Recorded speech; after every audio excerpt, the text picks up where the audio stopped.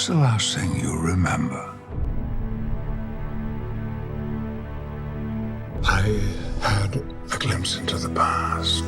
The advantage of comics is we only have 16 pages, but within those 16 pages we can create anything. If I want a double-page spread showing two great starfleets crashing together in the shadow of a binary star at the far end of creation, bodies flying all over the place, a battle that makes the opening scenes of Star Trek look silly, all I have to do is type it.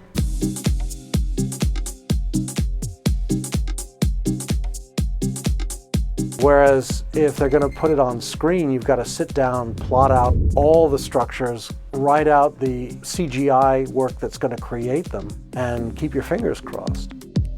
In the beginning, the Sentinels were just targeting mutants. Then they began targeting everyone. I've come a long way to guide us, to bring us together. The X-Men. You'll never find out if you don't take the shot. If you have an idea, if a writer has an idea that is good for 2 issues and works really well as 2 issues, that tells the story, brings the audience in, gives them a punch and a payoff, and then moves on, do it.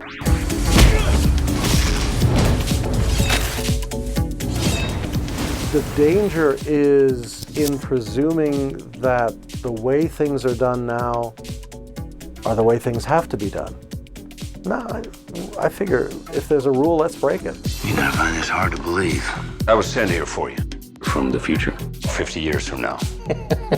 Could you give me that one more time, please? Stay with me. As Frank Miller used to say, the comics code was never an impediment to us because you just figure out where the limit is and then figure out an artful, creative way to bypass it completely. In the comics, it was a no-brainer because we had Charlie running a school for gifted youngsters, but the X-Men as a team were all grown-ups.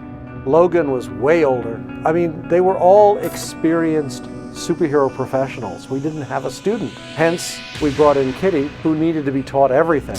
She was the new mutant who would justify this being a school for gifted youngsters. That said, the difference between a comic where you're talking about 36 pages and maybe $20,000 over 2 issues to create it versus, what, a 9-figure budget? There's really no comparison. We need your help. Tell whoever it was that sent you, I'm busy. The person who sent me was you. When you have a core character like Hugh Jackman, who has a global impact and who is, I think in many people's eyes, he's very much the essence of the X-Men. I said you need to leave. You and I are gonna be good friends.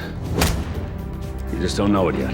Holding onto the original story that tightly does a disservice to the whole thing. I mean, given the world that's been constructed around this specific arc of movies, this makes the most sense. Everything that happens now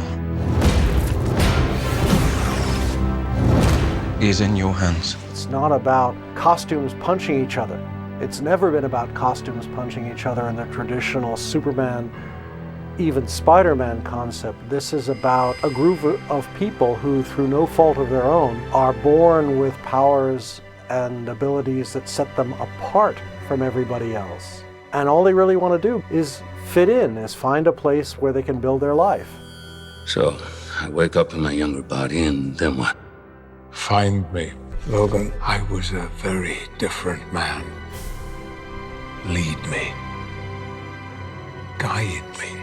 Be patient with me.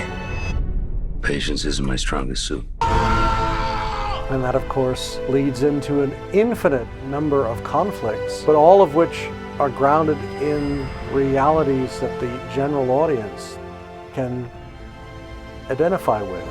You abandoned me! You took her away and you abandoned me! As opposed to, I have superpowers, I have a destiny, I'm going to do it. Yeah, well, what has that got to do with me? In this case, it's got everything to do with them. And apparently that worked.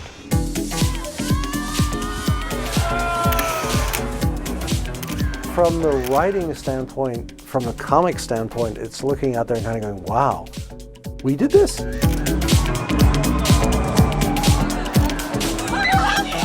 the idea of dropping a little pebble in the water, and the waves aren't fading away. It's like the little pebble goes in the water, and suddenly tsunamis are sweeping out.